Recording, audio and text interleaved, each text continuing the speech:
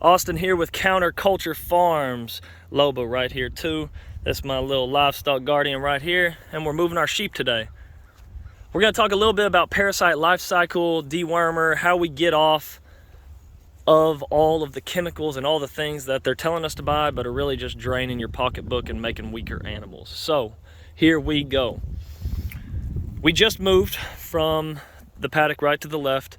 We put up new hot wire, and then we'll move them there where Oso is in the background. We'll move to that next paddock here in the next few days. So we are on about a 3 to 5 day rotation.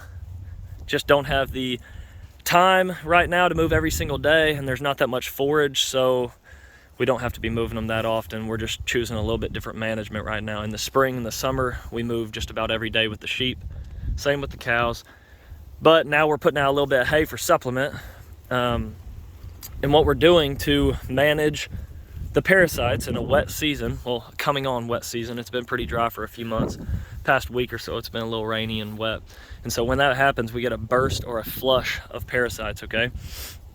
And how we're getting away with not deworming these sheep, 99% of these sheep have not had dewormer, and the 1% that did probably is dead now.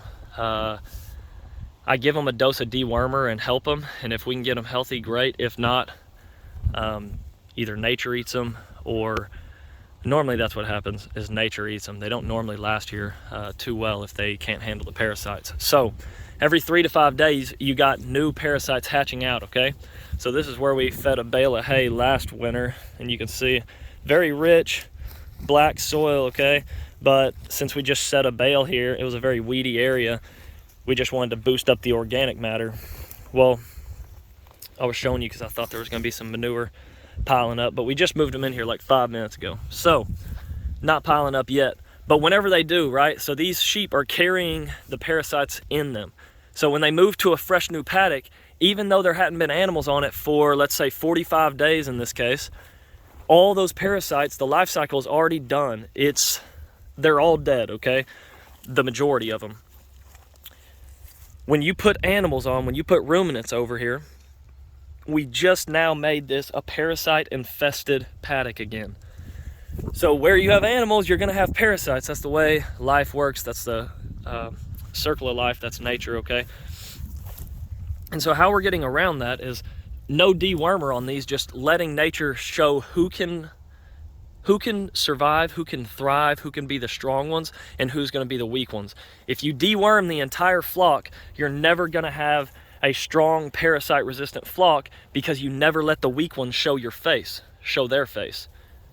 So how do you pick, let's say all these sheep right here have babies. How do I pick the sheep, or how do I pick the ram lamb out of these that's going to breed back next year?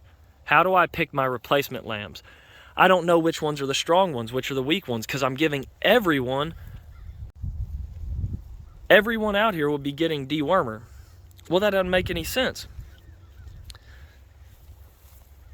If we let some of the animals get sick, we figure out who can make it without medicine and who can make it and thrive without it, okay? You also figure out who are the weak ones without it.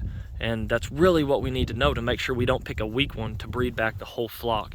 If you're doing that, I'd tell you to start questioning your management, because how do you get something that's parasite resistant that can thrive on your land without any other inputs if you don't know which ones the strong ones are? And the only way to figure that out in my head is to stop all of the inputs, stop all of the crutches. We've become really weak as a society, giving everything and everyone a crutch or an excuse. And I'm telling you, that's not the way nature does it. She is very, very brutal. So like I say always, we are doing things very different out here at Counterculture. Hope y'all keep watching. Let me know if you got any questions. Out here working on this parasite-resistant sheep flock here in deep East Texas. Y'all have a good one. Like, subscribe, comment below. Peace.